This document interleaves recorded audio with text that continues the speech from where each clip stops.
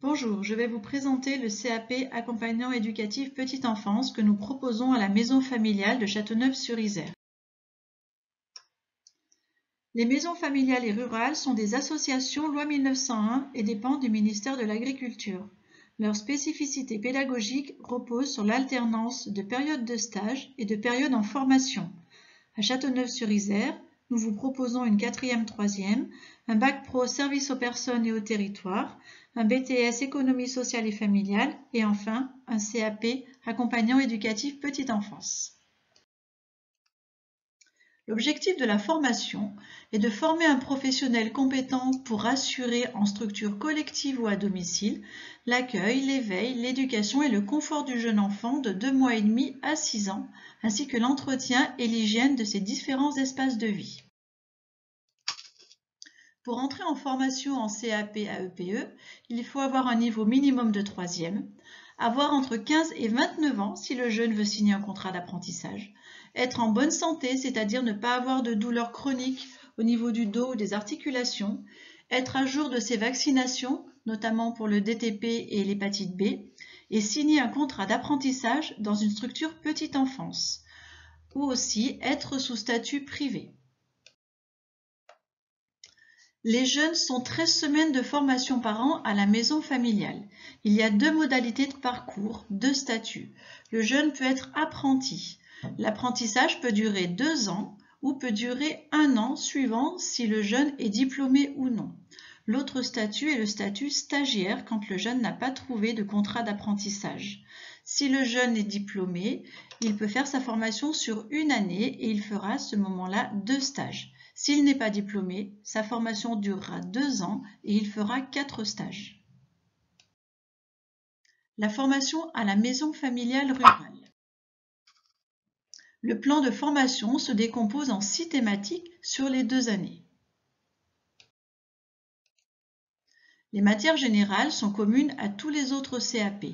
Prévention, santé, environnement, français, histoire, géographie, mathématiques, sciences, physique, éducation physique et sportive, anglais.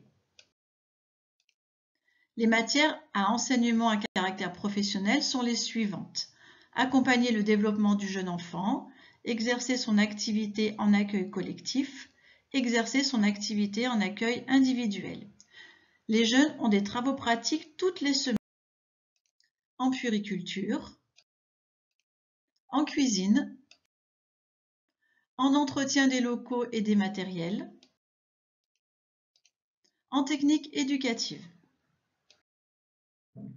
Les candidats diplômés sont dispensés des épreuves et des cours des matières générales. Ils suivent les matières professionnelles avec la classe de première année. Et pour les cours de 2e année, ils ont des temps avec un formateur et des temps d'autonomie. L'impératif pour ces jeunes est de s'engager à travailler en autonomie. Le plan de formation prévoit également la formation aux premiers secours avec le diplôme de sauveteur secouriste du travail. La formation en entreprise. Les contrats d'apprentissage ou les stages se trouvent en école maternelle, en multi-accueil, en micro-crèche, crèche familiale, crèche parentale, en centre de loisirs, en maison d'assistants maternels. Le travail en structure. Le jeune va devoir réaliser le travail demandé par l'employeur.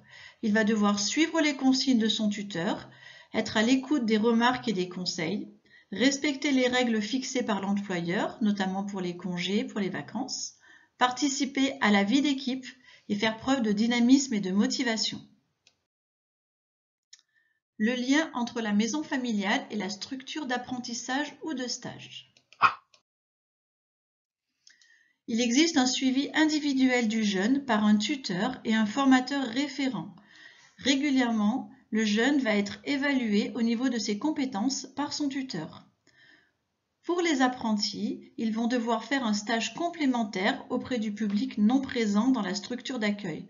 Par exemple, si un jeune est en apprentissage en crèche, c'est-à-dire avec des enfants de 2 mois et demi à 3 ans, il devra faire un stage complémentaire dans une école maternelle pour pouvoir avoir accès aux enfants de 3 à 6 ans. Pour cela, des outils sont mis en place, notamment un carnet de liaison, des visites et des contacts téléphoniques réguliers entre le lieu d'apprentissage ou de stage et la maison familiale, des réunions entre les tuteurs et les formateurs, et un travail d'alternance est demandé régulièrement aux jeunes. L'examen.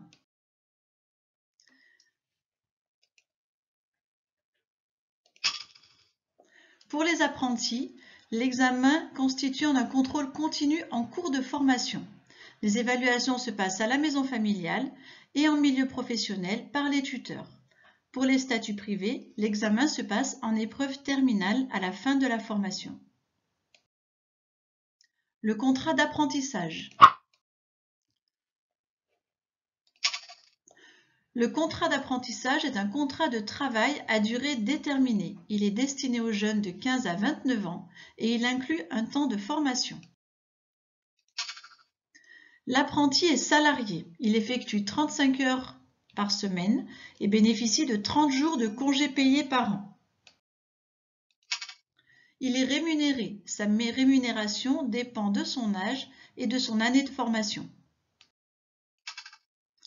L'apprenti est formé et accompagné par un tuteur qui est choisi dans sa structure d'accueil, diplômé et expérimenté dans les métiers de la petite enfance. Pour l'employeur, le coût correspond au salaire de l'apprenti et aux charges salariales. Des aides peuvent être perçues si l'employeur s'occupe d'une structure privée.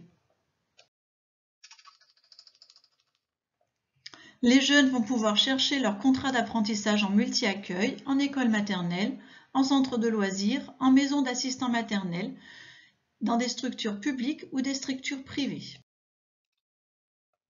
Il faut commencer le plus vite possible ces recherches, rédiger un courrier, une lettre de motivation avec un CV. Ne pas hésiter à rappeler après avoir envoyé un courrier. Ne pas hésiter non plus à se présenter auprès des responsables de structure et des maires. En parler autour de soi, faire jouer ses connaissances. Il faut rester motivé et être en capacité à parler de son projet. Les jeunes sous statut privé vont devoir faire 2 stages par an de 12 semaines maximum. Ces stages seront en multi-accueil et en école maternelle ou en MAM. La formation est payante. La sélection des candidats se fait par dossier et entretien. Merci d'avoir suivi cette présentation et à bientôt pour la rentrée 2020.